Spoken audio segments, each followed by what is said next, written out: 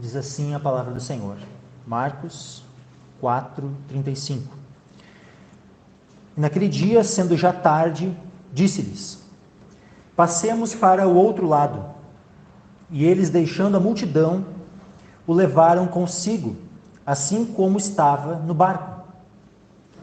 E havia também com ele outros barquinhos. E levantou-se grande temporal de vento, e subiam as ondas por cima do barco, de maneira que já se enchia. E ele estava na popa, dormindo sobre uma almofada.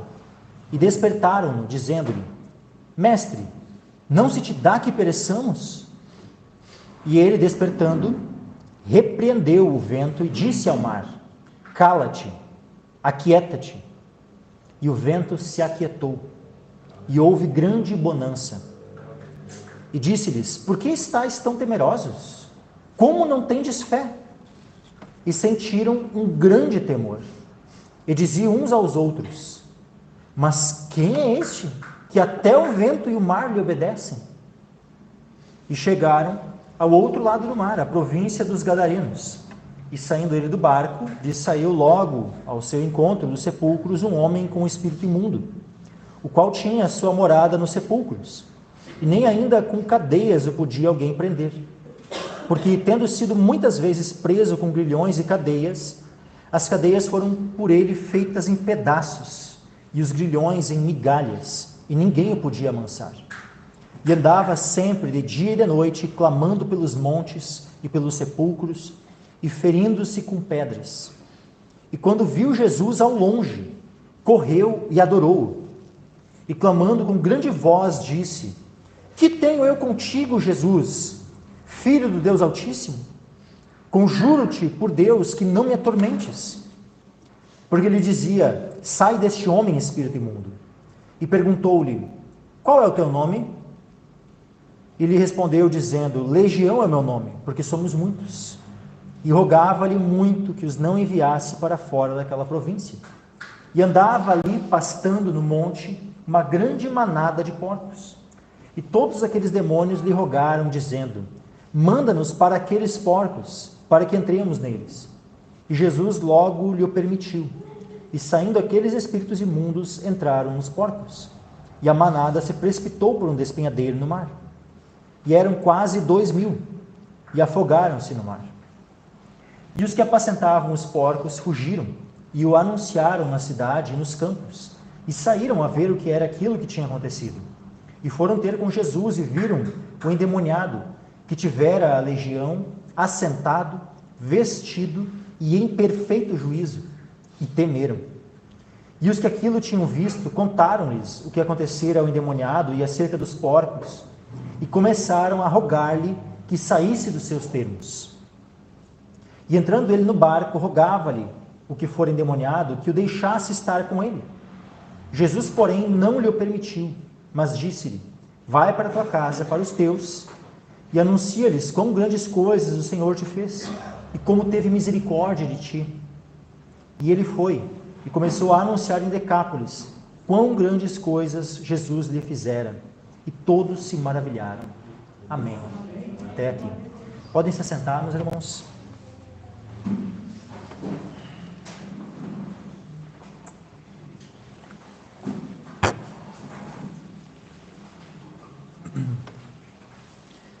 Então, Marcos 4:35 nos diz a palavra: e naquele dia, sendo já tarde, disse-lhes: passemos para o outro lado. Então aqui foi um dia onde o Senhor ficou ministrando a palavra, foi um dia onde ele ensinou por meio de parábolas, né, como nós já vimos no domingo passado. Então o Senhor ministrou através de muitas parábolas. Nós vimos aqui a parábola do semeador, a da candeia, a da semente, a do grão de mostarda. E no versículo 33, né, Marcos 4:33, diz assim: aí, com muitas parábolas tais lhes dirigia a palavra. Ou seja, não foram apenas estas as parábolas que ele contou naquele dia, ele contou muitas outras parábolas. Ele ficou o dia todo ensinando aquela multidão por meio de parábolas. E como diz aqui no 35, e naquele dia, sendo já tarde, ou seja, quando findou o dia, aí ele disse, né, aos seus discípulos: passemos para o outro lado. E eles, deixando a multidão, o levaram consigo, assim como estava no barco. É interessante, né? Deixando a multidão, eles o levaram consigo assim como estava, ou seja, eles não foram para nenhum lugar para se arrumar, para pegar alguma provisão, né? Do mesmo jeito como eles estavam ali, imediatamente eles já foram para o outro lado. Imediatamente. Sem nenhum tipo de preocupação, assim, né? Com, não, vamos levar algum mantimento, vamos levar alguma coisa, né? Vamos tomar um banho, vamos trocar de roupa. Não. Assim como estava, né? O levaram no barco. E havia também com ele outros barquinhos. Né? Então, assim como ele foi, havia outros barquinhos já, né? Foram seguindo junto. O que acontece? Versículo 37. E levantou-se grande temporal de vento, e subiam as ondas por cima do barco, de maneira que já se enchia. Então aqui começa, né, um temporal tal que... não sei se os irmãos já andaram de barco assim, né, pelo menos eu já andei daqueles barcos a remo, assim, né, e dependendo como é que é o barco, assim, às vezes ele começa, né, a encher um pouquinho de água, daqui a pouco tem que pegar o baldinho assim, né, jogar um pouquinho de água para fora, assim. Às vezes é bem pouquinha coisa, mas, né, tu fica com a água ali nos pés e tal. Agora imagina isso aqui, né? Era um barco maior, né, para poder, imagina, comportar os 12, né, apóstolos, mais o Senhor, né, pelo menos. Então não era um barco pequeno, né, era um barco maior, mas mesmo assim esse barco estava quase indo a pique. Né? Diz aqui, ó, levantou-se grande temporal de vento, subiam as ondas por cima do barco, de maneira que já se enchia. Então o barco estava se enchendo. Imagina o desespero ali dos discípulos, né, ali jogando água para fora, tentando fazer o que desse, né, remando numa direção, daqui a pouco era para deixar, né, de uma forma que... tentando se virar do jeito que podiam, né, na experiência que tinham. Né, Pedro, Tiago, João, André, eram pescadores, né, já tinham essa experiência no mar. Mas, e daqui a pouco, pode ser, daqui a pouco que outros também tivessem algum tipo de experiência nesse sentido, mas... é interessante que o Senhor, né, após todo aquele longo dia de serviço para o Pai, fazendo aquilo para o qual ele foi enviado, né, ele diz lá no início, né, volto a relembrar, né, lá em Marcos capítulo 1, ainda, versículo 38, vamos às aldeias vizinhas para que eu ali também pregue, porque para isso vim. Então ele, o dia todo, cumprindo o papel pelo qual ele veio, que era pregar a palavra. Mesmo que nesse momento estivesse pregando por meio de parábolas, mas ele estava pregando, estava ensinando. E, após esse longo período de ensino, o que o Senhor estava fazendo? Descansando. Estava exausto. De fato, né, ele assumiu uma natureza humana, perfeita. Ele não era um ser humano assim, tipo assim, com um upgrade, assim, que não se cansava, que não sentia fome, que não precisava comer, que não precisava, né, de nada, né? Não, ele tinha um corpo humano, normal. A única coisa que o Senhor não participou foi do pecado. Nesse sentido, ele não teve participação. A natureza humana dele era uma natureza incorruptível, era uma natureza, digamos assim, semelhante a como foi quando Adão e Eva foram criados. O Adão foi criado com pecado? Não. Adão e Eva foram criados perfeitos, sem pecado, santos. E dessa forma era a natureza humana de Cristo. Tal qual o primeiro homem que foi criado. Ou Adão não era humano, né? É óbvio que Adão era humano. Então o fato de não ter pecado não significa que, né, o pecado não é inerente na questão à natureza humana. Ele é inerente à corrupção da natureza humana. Mas a natureza humana em si mesma, ela foi criada sem pecado. E Jesus tinha então uma natureza humana perfeita. Só que essa natureza humana, ou seja, Adão quando foi criado, ele precisava comer? Precisava. Ele precisava dormir, descansar? Precisava. Ele Se cansava, ou poderia se cansar, né, se fosse o caso. Sim, poderia se cansar. E da mesma forma Cristo. Então Cristo estava aqui dormindo. Estava na popa, dormindo sobre uma almofada. E é interessante, né, que em Cristo aqui nós vemos, né, se cumprindo aqueles salmos, né, salmos tão preciosos que devem também servir para nós, né, para a nossa aplicação. Salmo capítulo 3, Salmo 3, versículo 5, diz assim, ó, eu me deitei e dormi, acordei porque o Senhor me sustentou. Aleluia. Então o Senhor me deitou ali no barco, já pegou no sono, já dormiu, né? Eu me deitei e dormi, acordei porque o Senhor me sustentou. Salmos 4, versículo 8, em paz também me deitarei e dormirei, porque só tu, Senhor, me fazes habitar em segurança. Aleluia. Jesus não estava com medo. Jesus não tinha por que ter medo. As portas do inferno poderiam prevalecer contra a sua igreja, contra ele, que é a pedra sobre a qual a igreja está edificada? Não. Então havia algum medo na parte do Senhor? Não, ele estava ali bem tranquilo, em paz, né? Como diz, em paz também me deitarei e dormirei, porque só tu, Senhor, me fazes habitar em segurança. E então o Senhor estava aqui, dormindo, na popa, né? A popa é o final, a parte mais de trás do barco, né? E despertaram-no dizendo-lhe, mestre, não se te dá que pereçamos? Não se te dá que pereçamos. E aqui nós vemos, os irmãos lembram que há pouco tempo eu ministrei sobre Jonas, né, o livro de Jonas. Então nós temos ali a exposição de Jonas, onde Jonas ele não está cumprindo a vontade de Deus. Jonas foi enviado a Nínive pelo Senhor. Com qual objetivo? Pregar.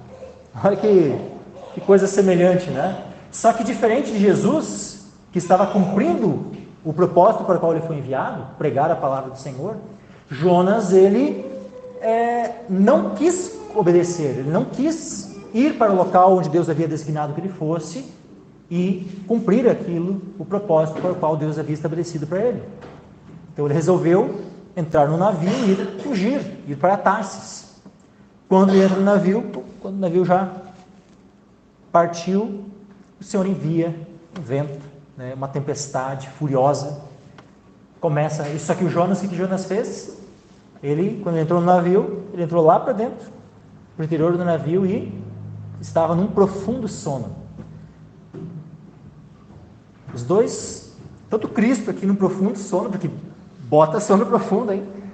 Tempestade, as ondas e tal, e ele não acordar, né? Bota sono profundo. Eu lembro quando eu era criança, assim, uma vez que eu estava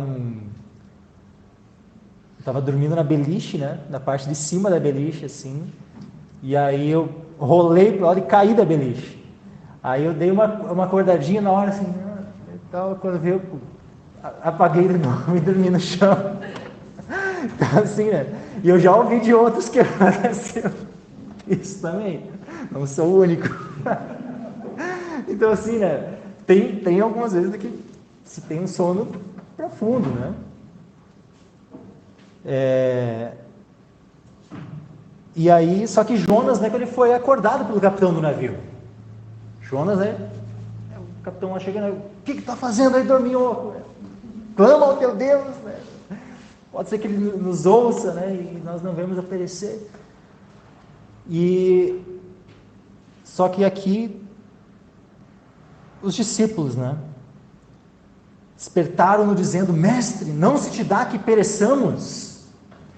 Só que quando eles chegam para despertar Jesus aqui, meus irmãos, eles não estão ali num sentido assim como que orando, sabe, como que pedindo assim, Senhor, faz um milagre, né? Tipo, é mais ou menos assim, ó, tu não te importa, né? Tipo assim, ó, tu vai perecer junto. E tu tá aí dormindo, tu não tá se importando, né? Tipo, não se te dá que pereçamos, né? Não é só nós aqui, nós os 12 pereçamos. É que nós pereçamos. Tu não te importa, a gente está aqui afundando, tu vai afundar junto, todo mundo vai morrer, e aí, como é que vai ser? Né? Tu não te importa com isso? Não se te dá que pereçamos? Vai continuar dormindo? Não vai? Né? Aí, simplesmente, o que o Senhor faz? Ele, despertando, repreendeu o vento e disse ao mar: cala-te, aquieta-te. Esse cala-te poderia também ser traduzido assim, ó, como ser amordaçado, sabe? Como se fosse colocado uma mordaça, assim. Por isso esse cala-te, né, é calar nesse sentido, assim. Cala-te, aquieta-te. É como se o Senhor tivesse, tipo, né, com a sua palavra amordaçado, né, e calado nesse aspecto. Cala-te, aquieta-te, e o vento se aquietou e houve grande bonança. Aleluia. Sabe, eu penso assim, ó, que nesse momento aqui foi um momento onde não devia nenhuma brisa estar soprando. Sabe, aquela calmaria assim, quando tu olha, sabe quando tu olha para as árvores assim, não tem vento, não tem nada, tudo está parado, sabe? Eu creio que essa foi a grande bonança que se estabeleceu aqui, sabe? Nenhuma brisa estava. O vento se aquietou, diz assim. Se aquietou, se aquietou, não é tipo o vento só deu uma. Ficou um vento levinho. Não, o vento se aquietou. O Senhor disse, né? Cala-te, aquieta-te. Então o vento se aquietou e houve grande bonança. Não diz que daí ficou só um pouquinho balançando, né? Bem devagarinho. Não. Houve grande bonança, completamente. É possível daqui a pouco aquele mar, né? Mar da Galileia, também conhecido como Lago de Genezaré, né? Tivesse ficado um espelho, assim, aquelas águas. Só que os discípulos, eles estavam com medo. Havia temor nos seus corações, quando eles estavam ali, barcos se enchendo de água, eles pensando que iriam perecer. Eles estavam com medo? Com certeza estavam com medo. Tanto é que Jesus, né, o que Jesus diz no 40, e disse-lhes: por que estáis tão temerosos? Por que estáis tão temerosos? Como não tendes fé? Só que o interessante é que o fato de Jesus dar uma ordem ao mar e ao vento, né, ele repreendeu o vento, né, e disse ao mar: cala-te, aquieta-te. Isso despertou um temor maior ainda no coração deles. E o que justamente isso aqui nos faz perceber que quando eles estão ali, né, dizendo assim: mestre, não se dá que pereçamos, não era, na mente deles, não era um pedido para que o Senhor fizesse o mar se acalmar. É para que daqui a pouco ajudasse eles, falar, né, ajuda a gente de alguma forma, né, tal, para que a gente possa, né, quem sabe, atravessar e não naufragar. Eles ficaram surpreendidos pelo fato de o Senhor dar uma ordem e o mar se acalmar imediatamente. Foi algo que despertou uma surpresa tão grande neles e um grande temor. Eles sentiram um grande temor, e foi algo que eles não imaginavam que iria acontecer isso.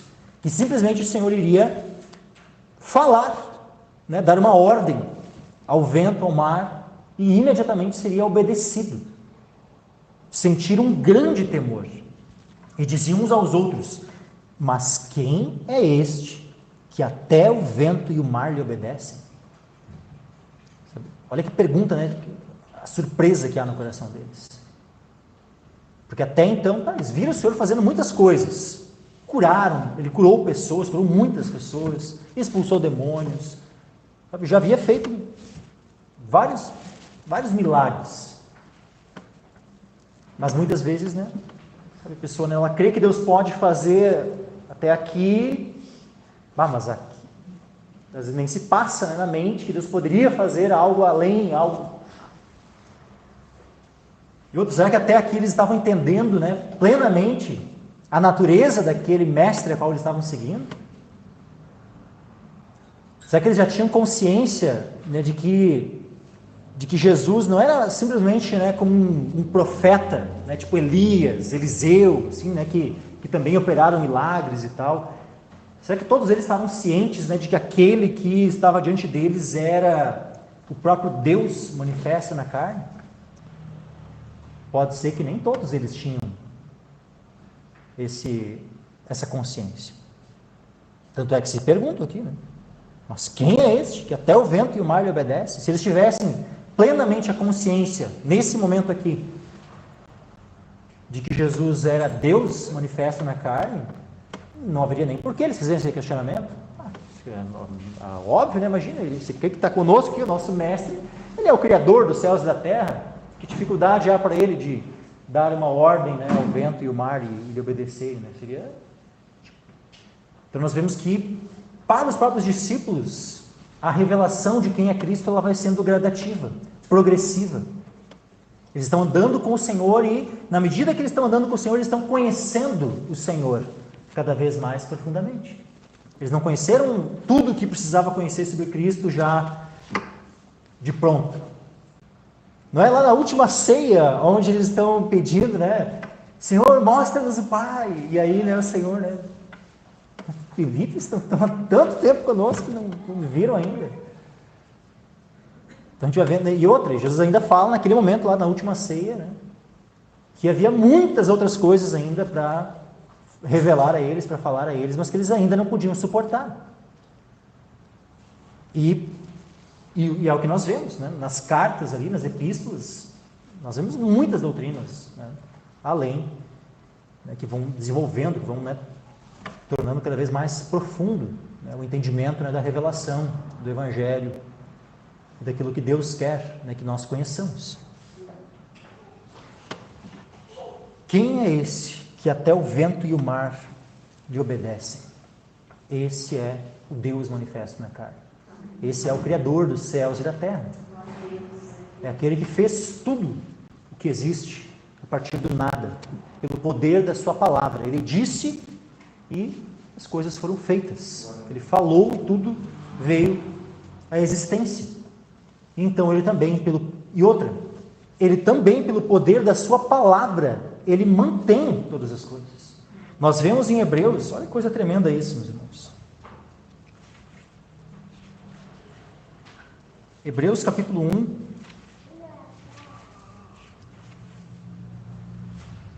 Hebreus 1, versículo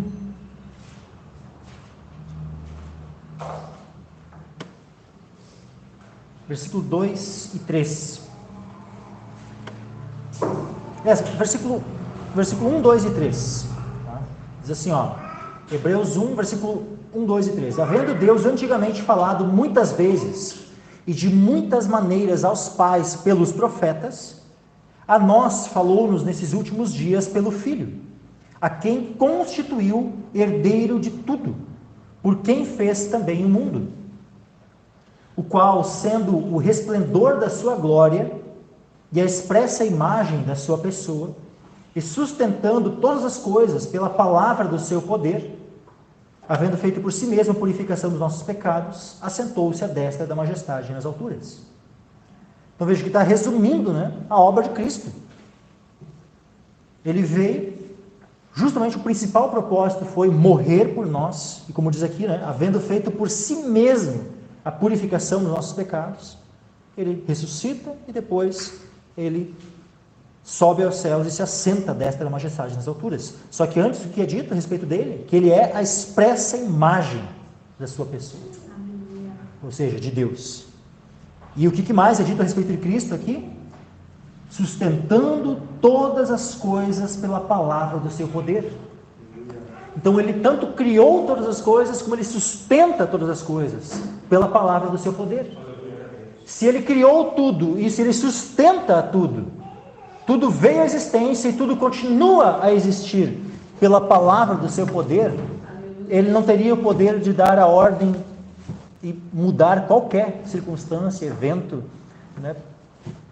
Ventos, tempestades, qualquer coisa que exista. É óbvio que ele pode. Por isso que, né, aquele centurião, né, Jesus elogia a fé daquele centurião que estava com seu servo doente, e ele pede para Jesus assim, não precisa entrar na minha casa, só uma palavra, e o meu servo vai ser curado. E aí Jesus disse, nem Israel houve tanta fé. Que nós possamos ter essa fé, meus irmãos. Que nós venhamos a ter essa fé no Senhor. Quando nós orarmos ao Senhor, nós precisamos orar com essa fé de que basta apenas uma palavra dele. Só uma palavra. E não tem qualquer milagre, não há impossível por nosso Deus. Se nós oramos por cura, é só uma palavra do Senhor. E aqueles por quem nós oramos são curados. Está alguém endemoniado? É só uma palavra do Senhor. E o Senhor já nos deu. Nós precisamos dar uma ordem em nome do Senhor. O Senhor, simplesmente com a sua palavra, expulsar os demônios. E qualquer outro milagre, meus irmãos. Qualquer coisa. Não há impossível para Deus. Aí chegando, né, capítulo 5, agora, versículo 1, e chegaram ao outro lado do mar, a província dos Gadarenos. E saindo ele do barco, lhe saiu logo ao seu encontro dos sepulcros um homem com espírito imundo, o qual tinha sua morada nos sepulcros, e nem ainda com cadeias o podia alguém prender, porque tendo sido muitas vezes preso com grilhões e cadeias, as cadeias foram por ele feitas em pedaços, e os grilhões em migalhas, e ninguém o podia amansar. Então vejam a descrição que é feita, né, desse homem. Quem sabe não tem com certeza, dos endemoniados que aparecem na Escritura, esse aqui é o mais terrível de todos. Né? Saul, por exemplo, nós vemos no Antigo Testamento, ficou endemoniado, mas não chegou a ficar nesse estado aqui. Nós vemos outros homens que Jesus expulsou demônios, né? Havia alguns que por estarem endemoniados, né, ficavam com alguma enfermidade, ou ficavam mudos, ou cegos. Nós vemos, né, várias situações diferentes, assim, né, de efeitos, né, que havia sobre pessoas que estavam endemoniadas. Mas nesse estado aqui, esse aqui é sem igual. Ele simplesmente nem habitava mais em casas, né? Era nos sepulcros, né? Ou seja, no cemitério. Tinha sua morada nos sepulcros, como diz no versículo 3. Né? Outra coisa que diz, as pessoas tentaram contê-lo. Os homens, né, por seus próprios meios. Qual meio humano, né, para que se pudesse conter um homem? Prendê-lo. Né? Com grilhões, com cadeias, algemas. Adiantou algum meio humano para tentar contê-lo? Nada que os homens fizessem podia contê-lo. Porque não era simplesmente, né, um poder natural, né, de uma força humana que ele tinha, que esmigalhava esses grilhões. Era um poder demoníaco, né, que estava sobre ele. Afinal, não era nem apenas um demônio, né? Era, como diz, a gente vai ver aqui, uma legião. Né? Então, tendo sido muitas vezes, nem ainda com cadeias o podia alguém prender, porque tendo sido muitas vezes preso com grilhões e cadeias, as cadeias foram por ele feitas em pedaços. Não é que ele apenas conseguiu tirar suas mãos, tirar seus pés e tal, não. As cadeias foram feitas em pedaços, os grilhões em migalhas. Pense o que é isso. Não diz que foi apenas amassado, não. Foi tornado em migalhas. Ou seja, é algo fora de qualquer coisa comum. Qualquer coisa natural, né? Qualquer força humana natural não poderia gerar esse tipo de situação aqui. E ninguém o podia amansar. E andava sempre, de dia e de noite, clamando pelos montes e pelos sepulcros e ferindo-se com pedras. Que é o objetivo, né? Satanás, o prazer dele é poder causar o maior mal, o maior dano possível aos homens. E o objetivo principal dele é conduzir aos homens para o mesmo destino que ele terá. Ele sabe que é o destino dele, que é o lago de fogo. Então o diabo ele já tem um inferno preparado para si, ele sabe que vai para lá, e o objetivo dele é levar o maior número de homens junto com ele. Precipitar o maior número de homens para dentro do lago de fogo. Esse é o maior objetivo de Satanás. Aí diz assim, versículo 6, né? E quando viu Jesus ao longe, correu e adorou-o. Quem é que, quando viu Jesus ao longe, correu e adorou-o? Aqueles demônios que estavam, né, comandando, que estavam, eles é quem se prostram e adoram ao Senhor Jesus. Por que os demônios fazem isso?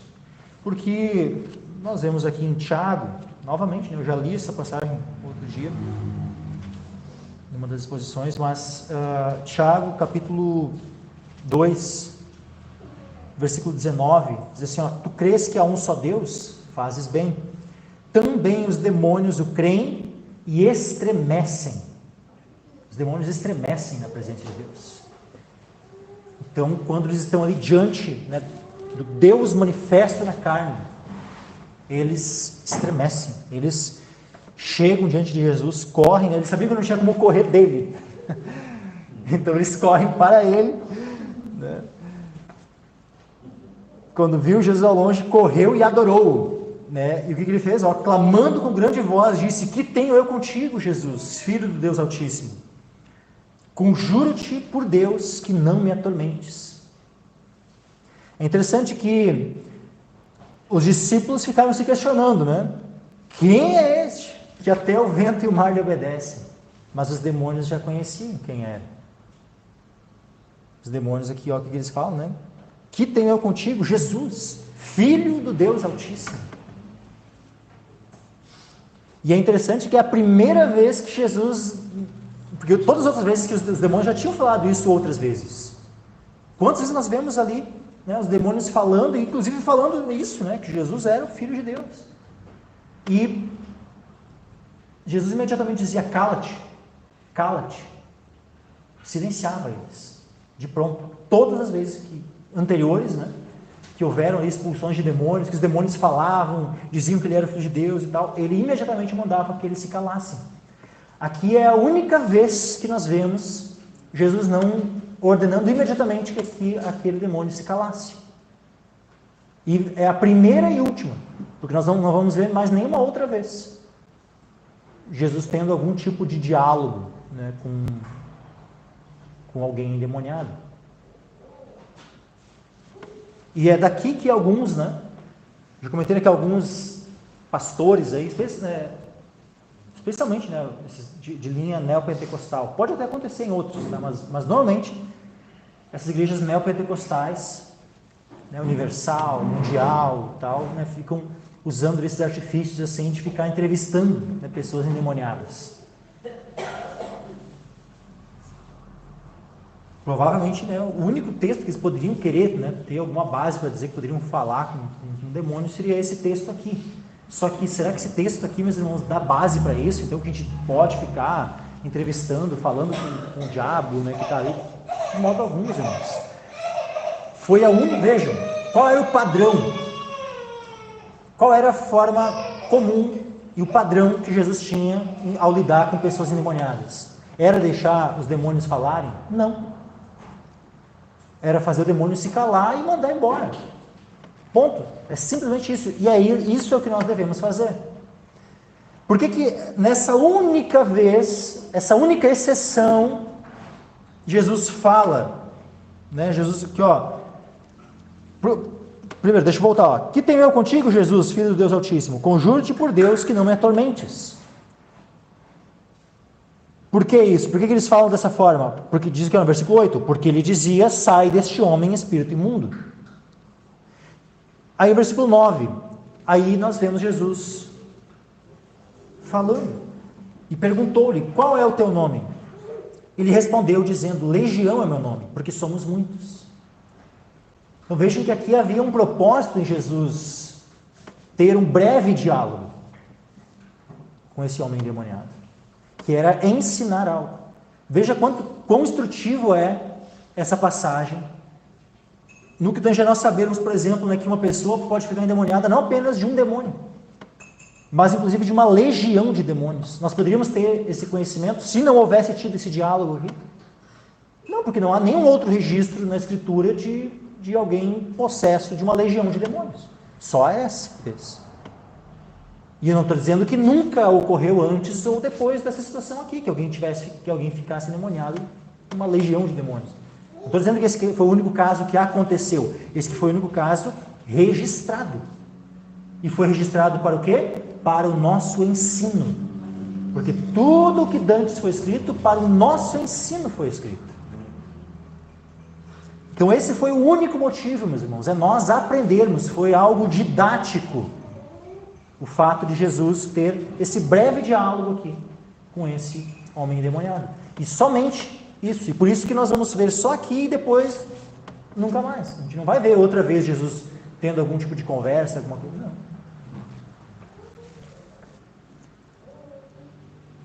Legião é o meu nome porque somos muitos. Versículo 10, e rogava-lhe muito que os não enviasse para fora daquela província. E é interessante que em Lucas, nós, que tem a mesma passagem, né? E vai trazer aqui um detalhe adicional no Evangelho de Lucas, que não era simplesmente, somente, né, para fora da província no sentido de ser mandado, vamos dizer assim, para um outro país, para alguma outra terra e tal. Não. Era para fora da província, eles não queriam ser mandados para fora da província no sentido de não serem mandados para o abismo mesmo. Era nesse sentido, para fora da província, era assim, ó, deixa a gente permanecer aqui. Não nos manda para fora desse local aqui, não nos manda para o abismo. Esse era o sentido, porque lá em Lucas, diz claramente que eles pedem ao Senhor para não serem mandados para o abismo. Por que eles não queriam ser mandados para o abismo? Porque eles sabiam que o destino de alguns anjos que pecaram foi o abismo, onde ficaram em cadeias de escuridão até o dia do juízo. Vamos estar lá. Então o desejo deles era poder ainda, né, estar atuando aqui na terra e não serem mandados imediatamente para aquele local, para aquele calabouço, né, dos demônios, onde ficariam lá até o grande dia, onde seriam julgados e condenados eternamente ao lago de fogo. E aonde, na realidade, já seriam atormentados. Né?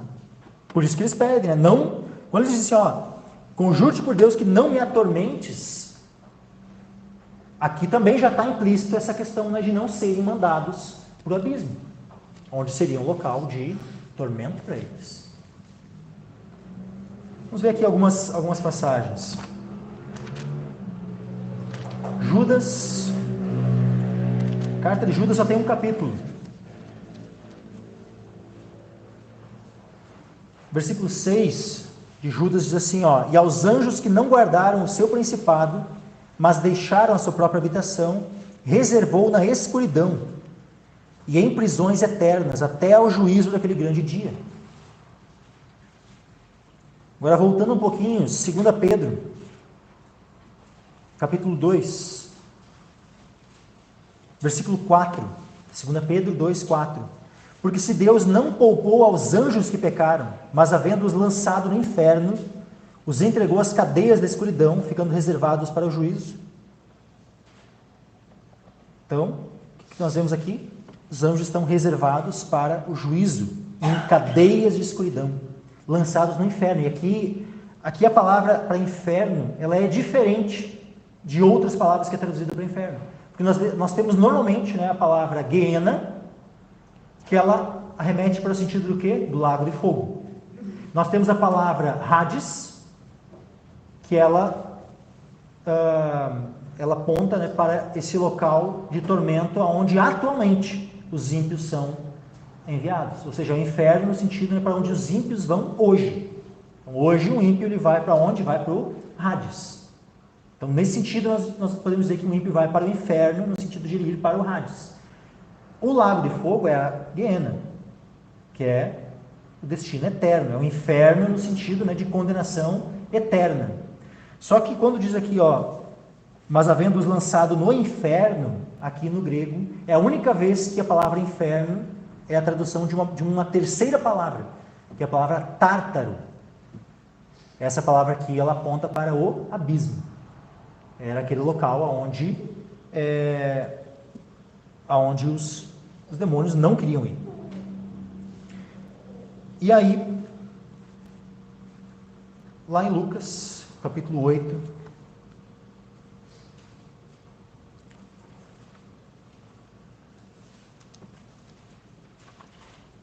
Lucas capítulo 8,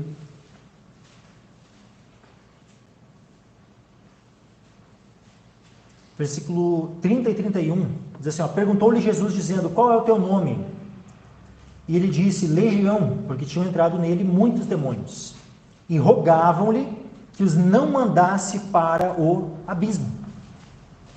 Então vejam que Lucas, né, ele deixa claro que o objetivo deles, né, o principal medo que os demônios tinham, por isso que estavam rogando ao Senhor, é que eles não fossem mandados para o abismo.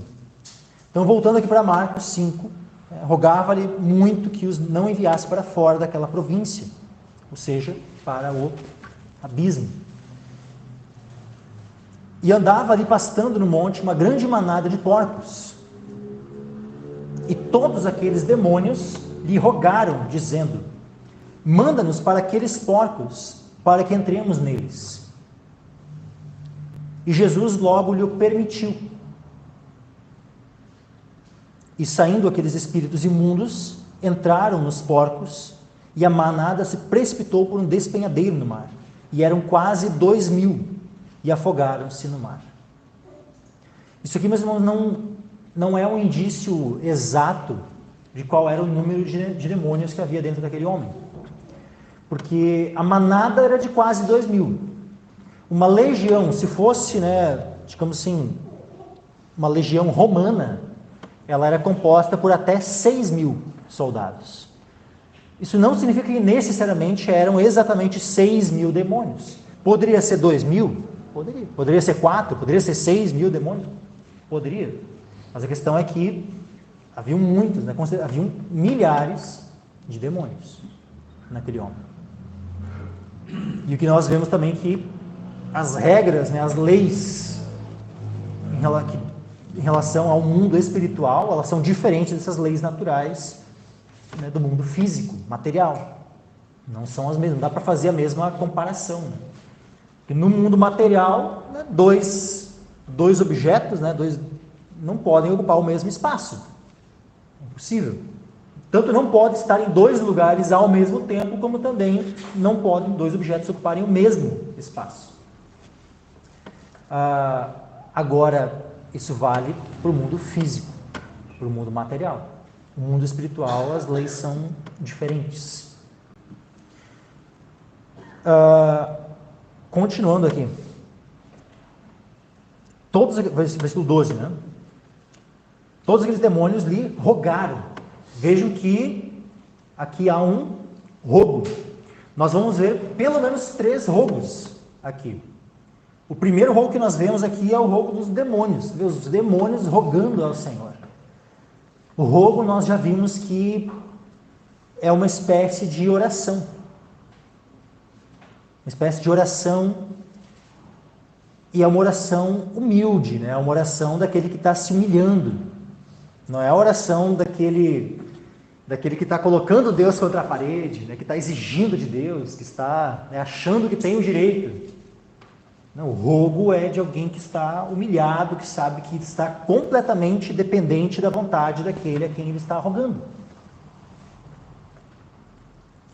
E aqui nós vemos um outro ponto, Não significa que alguém que ora, que o fato de alguém orar simplesmente, que significa então que essa pessoa seja uma pessoa convertida, seja um crente.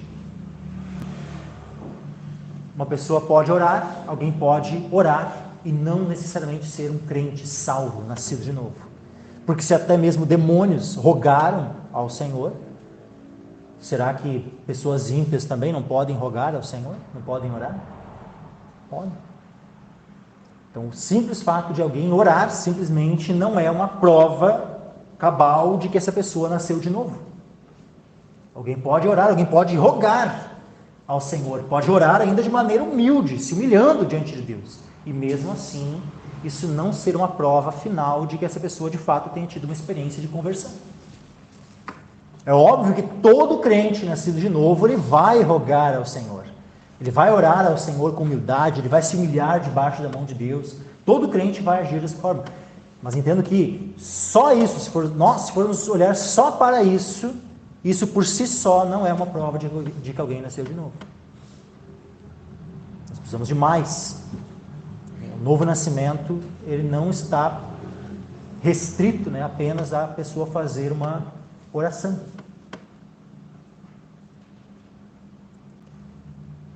E que dirá então daqueles que não oram? Pensa, se até os demônios rogaram ao Senhor, pensa a condição que está alguém que não ora. Está numa condição pior que a dos demônios, porque os demônios rogaram. E aí, os demônios tremem na presença de Deus. A gente não lê o texto? Só que tem homens que não tremem na presença de Deus, que não oram, não rogam ao Senhor, ou seja, estão em condição pior que a dos demônios. Os demônios, o destino deles está traçado, não vai ter mudança, eles vão para o inferno. E qual vai ser o destino daqueles que não tremem diante de Deus? Qual vai ser o destino daqueles que nunca oram? Ou que quando oram, né, oram impondo a Deus, oram com soberba em vez de humildade? Qual vai ser o destino desses homens? Misericórdia, meus irmãos. O destino daqueles que não oram, daqueles que não tremem diante de Deus, é o inferno. Que nós venhamos a ter temor de Deus. Que nós venhamos assim como, né, aqueles discípulos que estavam no barco e que diante, né, daquele milagre do Senhor sentiram um grande temor. Que nós venhamos a também, sabe, ter esse grande temor em nossos corações. Que venhamos a rogar ao nosso Senhor. Que o nosso rogo venha a ser como o último que nós vamos ver nessa noite. Vamos seguir aqui, Jesus logo, versículo 13. Jesus logo lhe permitiu, e saindo aqueles espíritos imundos entraram nos porcos. E a manada se precipitou por um despenhadeiro no mar. E eram quase 2.000, e afogaram-se no mar. Vejam, meus irmãos, que o objetivo de Satanás, então, podemos aqui ver quase como uma espécie de parábola, né? Viva.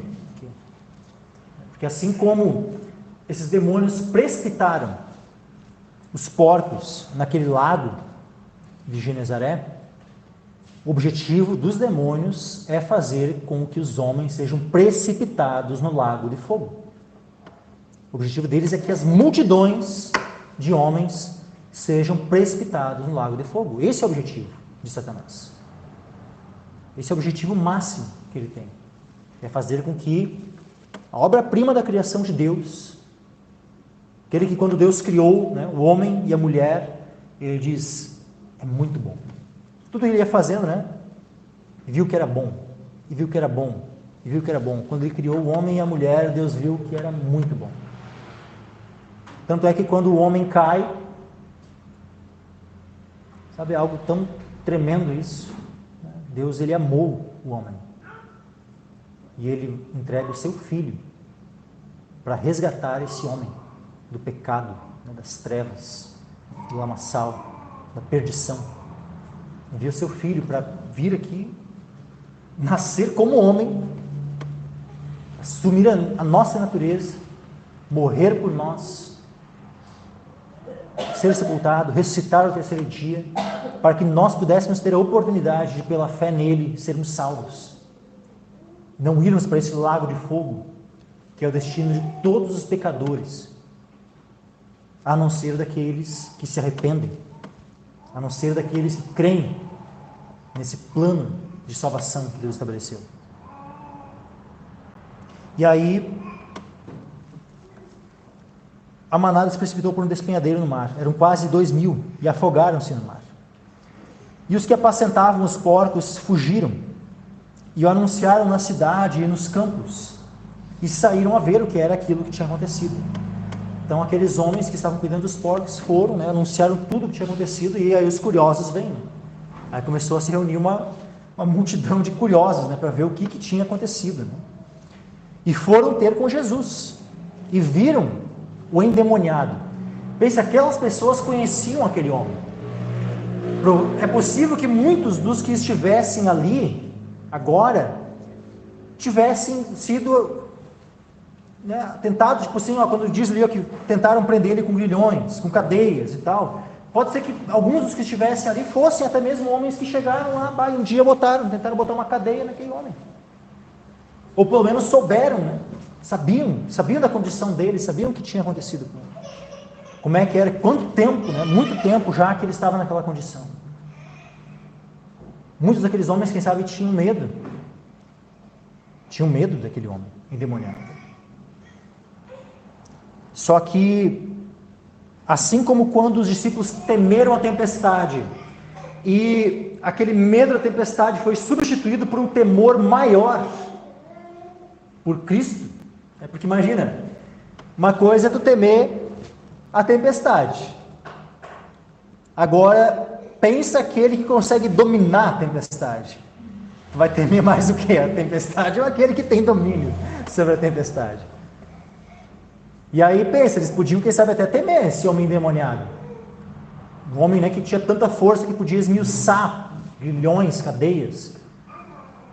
Mas o temor que talvez eles pudessem ter, né, por esse endemoniado foi substituído também por um temor maior, por aquele que dominou toda aquela legião de demônios e tornou aquele homem sã. Foram ter com Jesus, versículo 15, e viram o endemoniado, o que tivera a legião, assentado, vestido e em perfeito juízo, e temeram. Vejo que, olha que coisa tremenda que o Senhor fez, né? Olha a mudança. Olha a mudança, né, que o Senhor fez. Esse homem que estava ali, né, que se feria com pedras, que não andava vestido,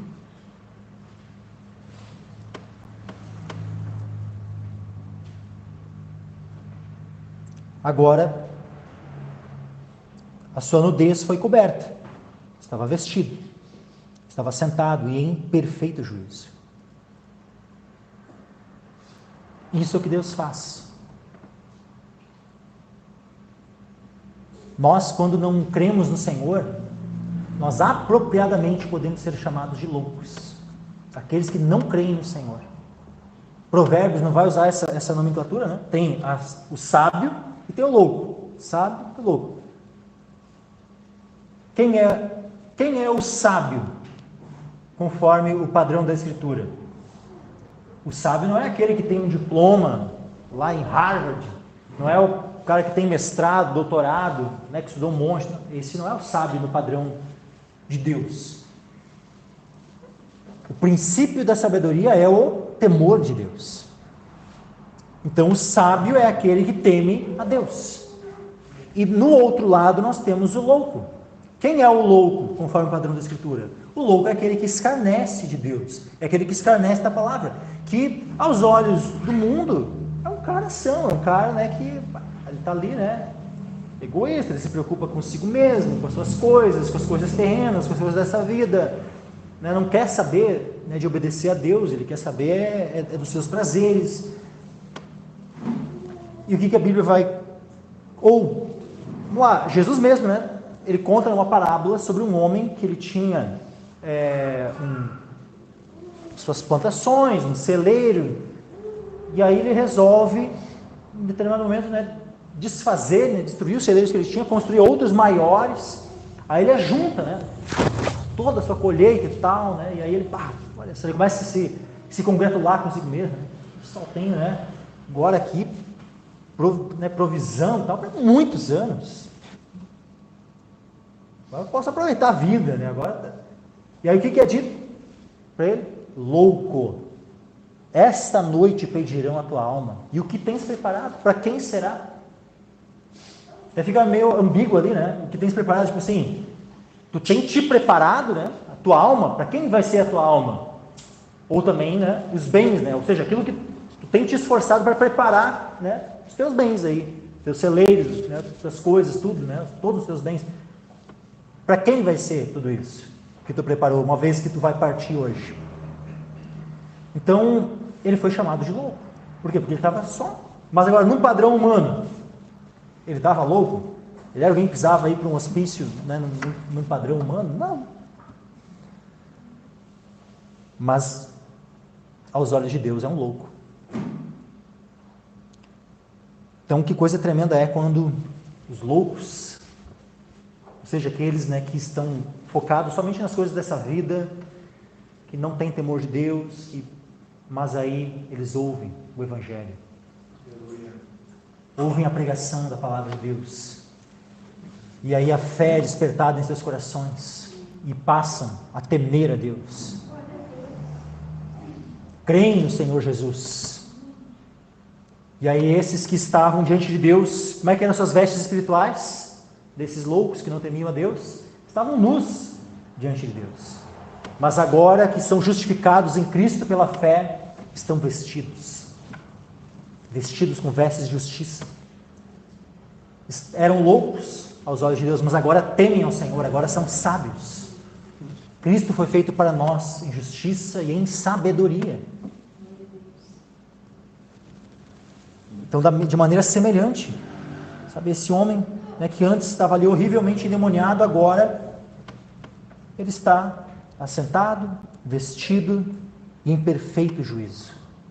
O homem só está em perfeito juízo quando ele teme ao Senhor, quando ele crê no Senhor, quando ele está no caminho do Senhor. Versículo 16: E os que aquilo tinham visto, contaram-lhe o que acontecera ao endemoniado, e acerca dos porcos.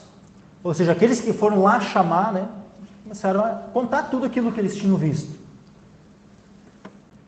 Só que qual foi a reação daquele povo? Em vez de eles, né, olha só que milagre, né, libertou o homem e tal, né, em vez de eles se interessarem em Cristo, eles temeram. Eles temeram, e o temor não foi um temor saudável. Sabe, não foi um temor que os levou. Quando eles olhou que eles temeram, né, no versículo 15, foram ter com Jesus, viram o endemoniado que tiveram legião, sentado vestido em perfeito juízo, e temeram. Esse temor, meus irmãos, aqui não é aquele temor de Deus saudável que nós devemos ter. Esse temor aqui é um temor do mesmo tipo que os demônios têm. É um temor que simplesmente tu treme de medo ali, e isso não te leva, sabe, a querer servir, a querer se aproximar de Deus. Mas é aquele temor que fez Adão e Eva se esconderem. Quando eles ouvem a voz de Deus no jardim: Adão, onde estás? E aí eles vão e se escondem, tentam, como se pudessem se esconder de Deus. E é esse temor aqui. Tanto é que olha só a reação deles. O que eles pedem ao Senhor? E o que é que nós vemos que eles estão rogando?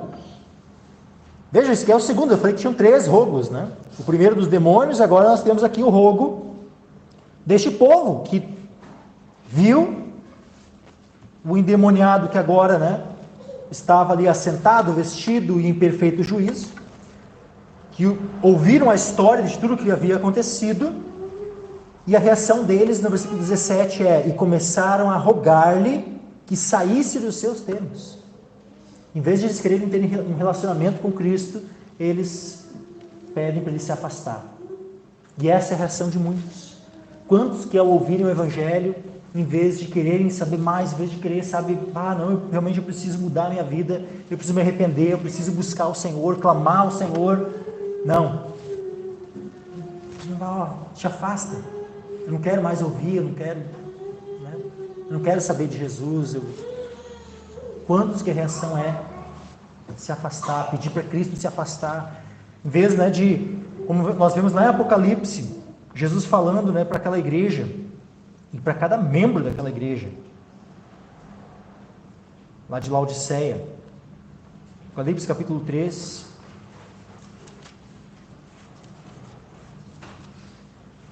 versículo 20: Eis que estou à porta e bato, se alguém ouvir a minha voz e abrir a porta, entrarei até ele, e com ele cearei, e ele comigo. Então o que nós precisamos fazer é abrir a porta e não pedir para o Senhor se afastar, não rogar. Pensa, o homem deveria rogar pedindo perdão, o homem deveria rogar pedindo: Senhor, eu quero ser salvo, eu quero ser lavado no teu sangue. Estávamos ontem ministrando com o Senhor, E justamente, né, insistindo com ele que ele deveria orar dessa forma, rogar ao Senhor, para que, né, o Senhor o lavasse no seu sangue, para que o Senhor o perdoasse dos seus pecados. Ensinando ele, instruindo ele para que ele orasse ao Senhor dessa forma, pedindo para que o Espírito Santo passasse a habitar no coração dele, que ele fosse redimido, salvo pelo Senhor. Mas não, esse povo que estava rogando para que o Senhor saísse dos seus termos. Afasta-te de nós. Ou seja, eles estavam mais alinhados com os demônios. Porque os demônios aqui antes, né, tinham dito: que temos nós? Né? Que tenho eu contigo, Jesus, Filho de Deus Altíssimo? E eles estavam aqui, né, de maneira bem semelhante, pedindo, né? Sai dos nossos termos. Versículo 18. Então, né, uma vez que eles pediram para ele sair dos seus termos, então tá, né? Ele saiu, ele não ficou insistindo. Olha a oportunidade, né, que esse povo perdeu, né? Pensa, olha o privilégio que eles tiveram e oportunidade perdida, hein? Que terrível. Quantas pessoas têm também jogado fora as oportunidades que Deus tem dado? Sabe, de conhecer mais, de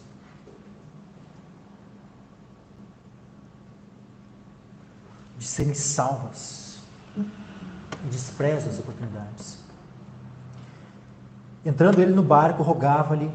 Olha só, entrando ele no barco, quando Jesus entrou no barco, agora nós vemos o último rogo, que é o rogo daquele que fora endemoniado, mas que agora estava liberto.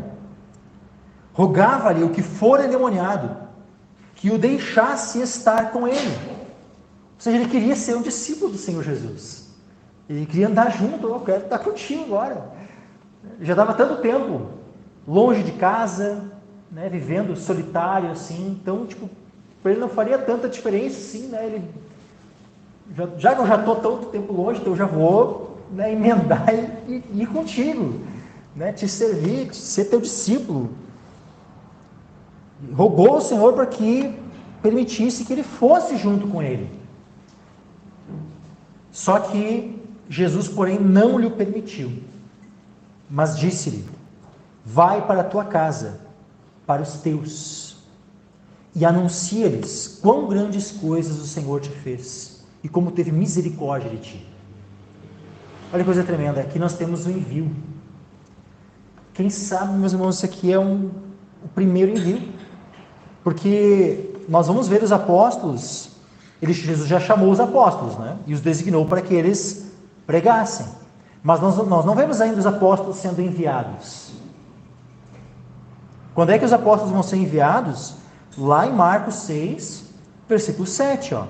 Chamou a si os 12 e começou a enviá-los a 2 e 2, e deu-lhes o poder sobre os espíritos imundos. Então lá em Marcos 6, 7 é que os apóstolos vão ser enviados, mas esse aqui nós já vemos o Senhor enviando ele. Vai para a tua casa, para os teus, e anuncia-lhes quão grandes coisas o Senhor te fez e como teve misericórdia de ti. Aleluia. Coisa tremenda, meus irmãos.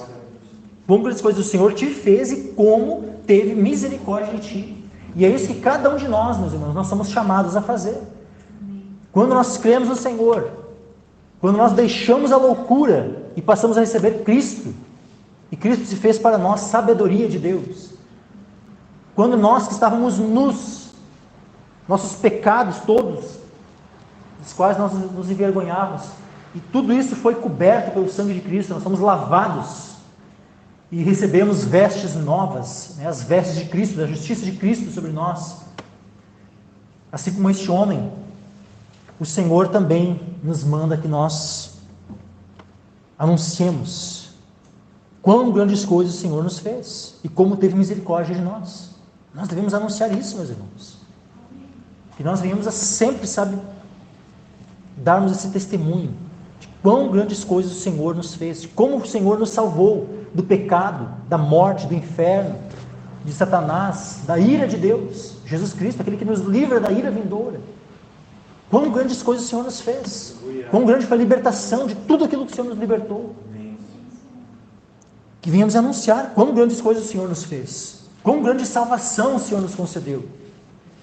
Como o Senhor teve misericórdia de nós, que nós viemos a falar da misericórdia do Senhor, da graça do Senhor que nos foi estendida.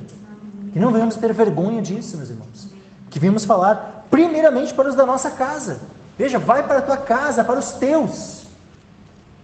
Que primeiramente para a nossa casa, nossa família, nossos familiares, nossos parentes, amigos, vizinhos, as pessoas mais próximas de nós, são os primeiros que precisam, ouvir o Evangelho a partir de nós. Quantos, que teriam desejo de serem missionários, irem para outras terras, outros países, anunciar o Evangelho? Mas todo aquele que é enviado para esses locais, primeiramente ele começa sendo missionário na sua casa, para com os seus. Sabe, que haja esse ímpeto em nossos corações, meus irmãos, de missões. Nós temos contribuído com missionários, pelo menos 2, até o momento. Mas que haja também, meus irmãos, o desejo, e que nós venhamos a orar por esse discernimento.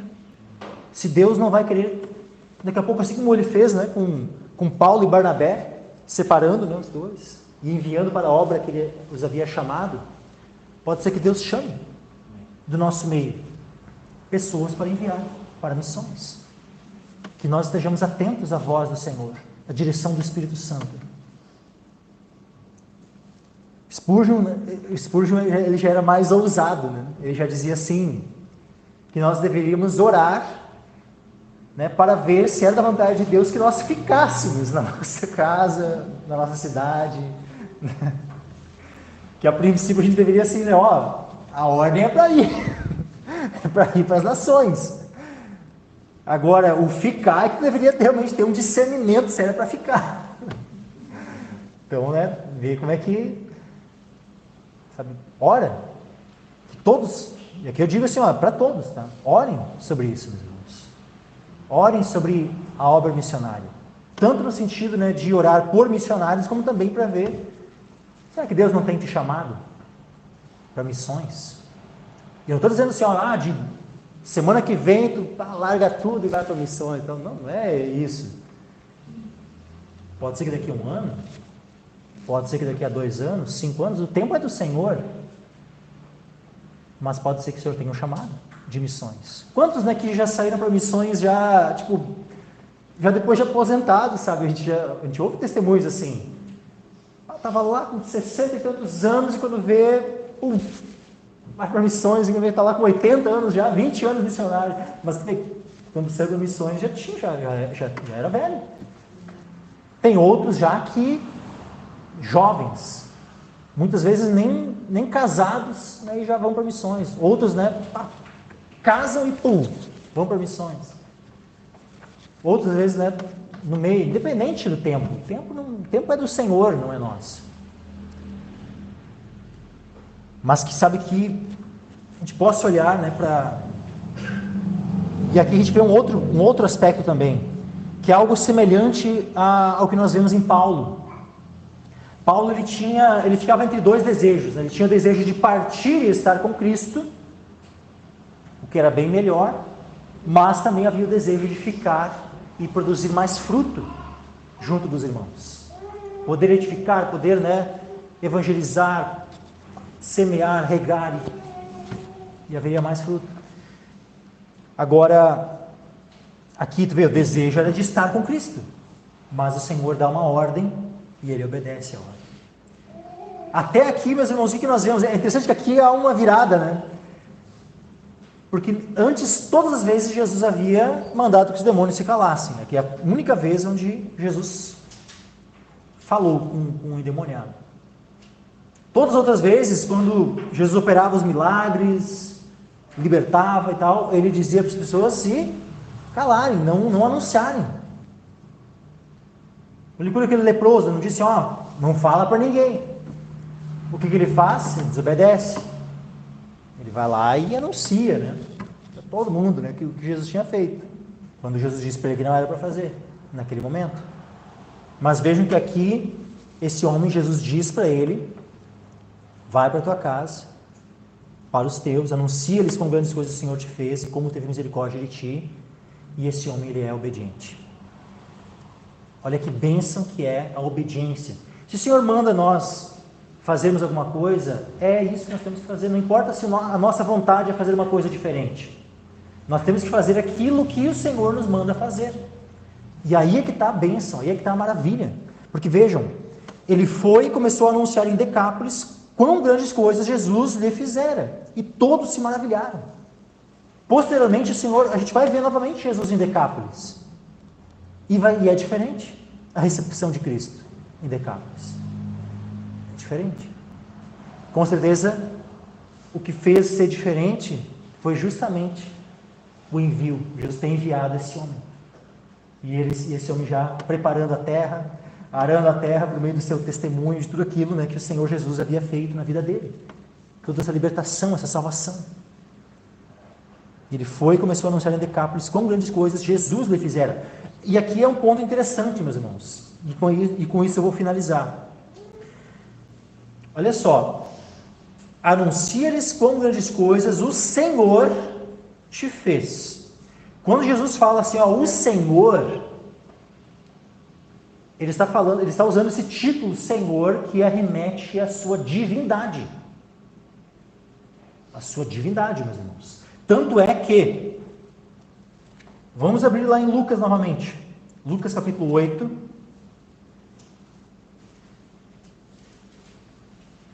Lucas capítulo 8. E versículo 39. Olha só como diz aqui o texto em Lucas 8,39. Torna para a tua casa e conta quão grandes coisas te fez Deus. Vejam que aqui em Marcos, né, Lucas é um pouco mais resumido.